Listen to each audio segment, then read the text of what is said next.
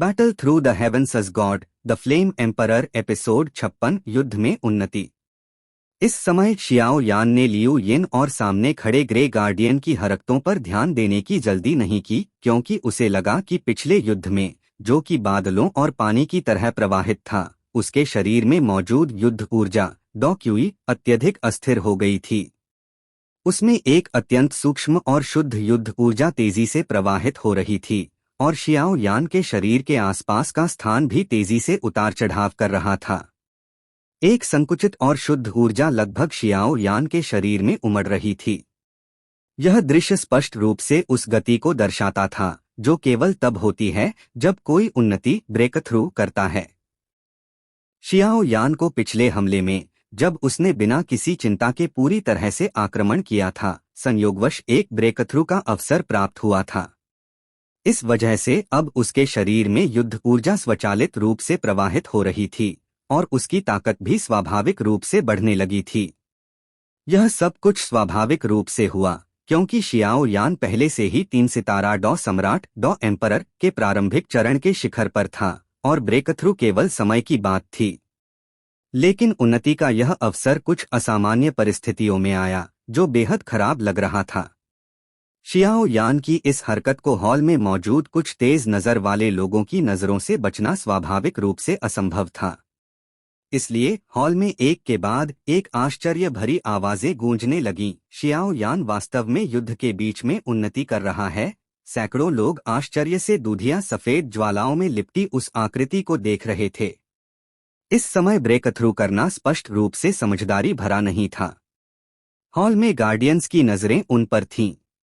यदि जरा सी भी लापरवाही हुई तो ब्रेकथ्रू में असफलता तो छोटी बात थी, लेकिन अगर मुख्य हॉल में युद्ध इस समय एक महत्वपूर्ण मोड़ पर था और उसने अचानक उन्नति शुरू कर दी, जो वास्तव में उसकी किस्मत को देखकर लोगों को हैरान कर रहा था। यह जानना जरूरी है कि उन्नति के दौरान बहुत अधिक व्यवधान नहीं होना चाहिए, अन्यथा चोट लग सकती है या फिर जान को भी खतरा हो सकता है। सामान्य परिस्थितियों में शियाओ यान ऐसी स्थिति का सामना करने पर बहुत ईर्ष्या करता, लेकिन अब यह अवसर क्या उन्नति के लिए उपयुक्त स्थान माना जा सकता है? कमबख्त ऐसा नहीं हो सकता। ना, शियाओ यान इस अचानक स्थिति के कारण खुद को कोसने से नहीं रोक सका। वह भी समझ गया था कि ऐसी स्थिति में शांतिपूर्वक उन्नति करना लगभग असंभव था। हालांकि इस बार यह उन्नति उसने स्वयं शुरू नहीं की थी, यह सब स्वचालित रूप से उसके पास आई थी। शियाओ यान इसे ठुकराने का साहस नहीं कर सका और यही बात उसे हंसी और रोने दोनों की स्थिति में ले आई थी। यह मौका, चाहे कुछ भी हो, बस यूं ही आ गया। ग्रे गार्डियन ने शियाओ यान की ओर देखा और कुछ सोचते हुए अपनी भौहें सिकोड़ लीं। फिर उसकी ताकत अचानक बहुत बढ़ गई। उसने देखा कि शियाओ यान स्थिर खड़ा था और हिलने की हिम्मत नहीं कर रहा था। फिर उसने उसके आसपास की गतिविधियों को देखा और अचानक समझ गया। वह अपने हाथ में मौजूद चांदी के भाले को हिलाने से नहीं रोक सका। भाला एक छाया में बदल गया और शियाओ यान की ओर तेजी से गोली की तरह बढ़ा। कमबख्त! शियाओ यान ने इस मजेदार दृश्य को देखकर जोर से चिल्लाया, लेकिन वह अपनी युद्ध ऊर्जा का उपयोग बचाव के लिए नहीं कर सकता था, अन्यथा इस बार ब्रेकथ्रू का अवसर व्यर्थ चला जाता। शियाओ यान, तुम अपनी उन्नति पूरी करो, मैं उसे कुछ देर के लिए रोकूंगी। अचानक एक हल्का हरा साया शियाओ यान के सामने प्रकट हुआ। युएरू मुस्कुराई। इस समय सामने खड़ा ग्रे गार्डियन भी शियाओ यान के साथ कुछ गड़बड़ होने का एहसास कर चुका था और जल्दी से कार्रवाई में जुट गया। हालांकि ग्रे गार्डियन की 3 सितारा डॉ सम्राट की शिखर ताकत के साथ उसे शियाओ यान के ब्रेकथ्रू से डर नहीं था। मुझे 10 मिनट दो। थोड़ी देर की देरी के बाद शियाओ यान ने दांत पीसकर सिर हिलाया, फिर जल्दी से पालथी मारकर बैठ गया और अपने शरीर में मौजूद उन्मत्त ऊर्जा को नियंत्रित करने में जुट गया। एक निश्चित क्षण में लियू यिन की आंखों में एक तीखी चमक उभरी। उसने धीरे धीरे अपना मुंह खोला और एक बर्फीली नीली मूल ऊर्जा ओरिजिन क्यूई बाहर निकली। उसके कंधे पर बैठे पक्षी ने भी अपनी चोंच खोली और ठंडी हवा गर्जना करते हुए बाहर निकली, जो एक ठंडी हवा में बदल गई और अचानक गर्जने लगी। ठंडी हवा तेजी से गुजरी और जमीन तुरंत जम गई। ग्रे गार्डियन अपनी मूल ऊर्जा का उपयोग कर इसका विरोध करने ही वाला था कि उसका शरीर अचानक कठोर हो गया। कुछ ही सांसों में ग्रे गार्डियन एक जीवंत बर्फ की मूर्ति में बदल गया। मैं थक गई।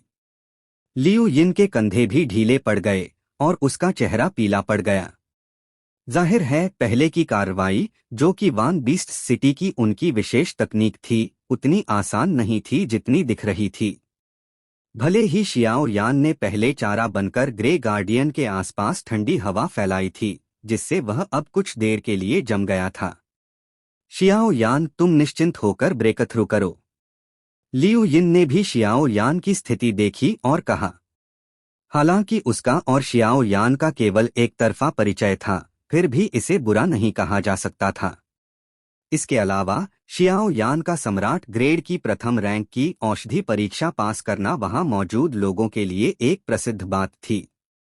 उसे नाराज करना एक सम्राट ग्रेड के प्रथम रैंक के औषधि विशेषज्ञ के लिए अच्छा नहीं था। सावधान रहो। युएरू ने भी जल्दी से अपने पूरे शरीर में नीली युद्ध ऊर्जा सक्रिय की और लियू यिन पर हमला किया। तुम क्या कर रही हो?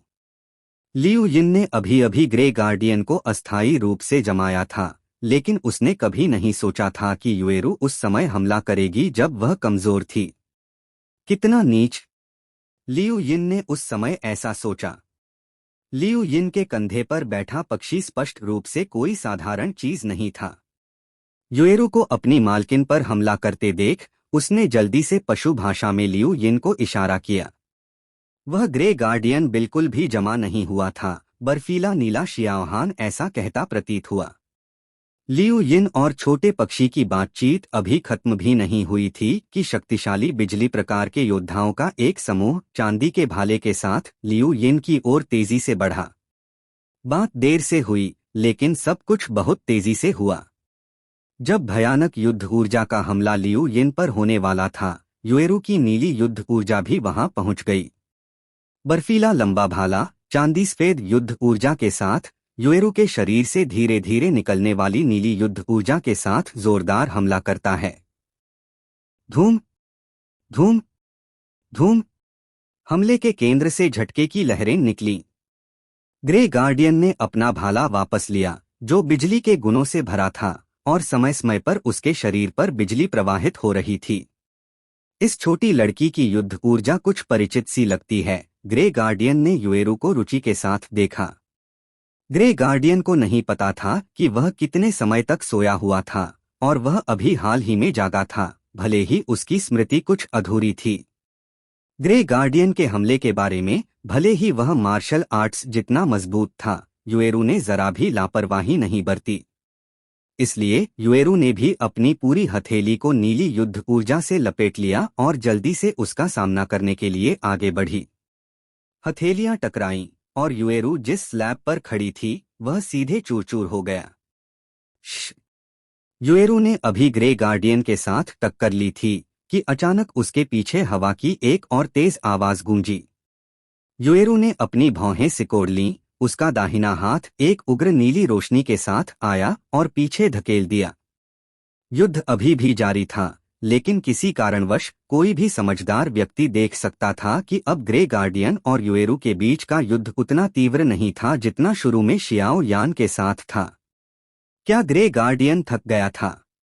इस हमले की लहर के खत्म होने के बाद लियू यिन भी युएरू की बहुत आभारी थी। भले ही वह सिर्फ वही हमला था, अगर वह मर नहीं जाती तो उसकी खाल उधड़ जाती। उसने अभी अभी युएरू को गलत समझा था, और हालांकि उसे नहीं पता था कि सामने खड़े ग्रे गार्डियन का क्या मतलब था, लियू यिन का युएरू के प्रति रवैया 360 डिग्री बदल गया था। लियू यिन को अब सामने खड़े ग्रे गार्डियन को ध्यान से देखना था। यह गार्डियन उसकी बर्फ की तकनीक के तहत तुरंत सील तोड़ सकता था। उसकी ताकत बहुत ही तानाशाही थी, और वह वास्तव में 3 सितारा डॉ सम्राट के शिखर का गार्डियन था। इसी समय उसने युएरू की नीली युद्ध ऊर्जा को भी बहुत रुचि के साथ देखा। सिर्फ नीली युद्ध ऊर्जा से वह एक प्रशंसा की भावना महसूस कर सकती थी। युएरू का क्या रहस्य है? हरे बालों वाली लड़की लियू यिन इस क्षण में भी उत्सुक हो गई थी, लेकिन वह निष्क्रिय नहीं रही। वह भी अपने कंधे पर शियाओहान के साथ युद्ध में कूद पड़ी। Please like and subscribe to my channel.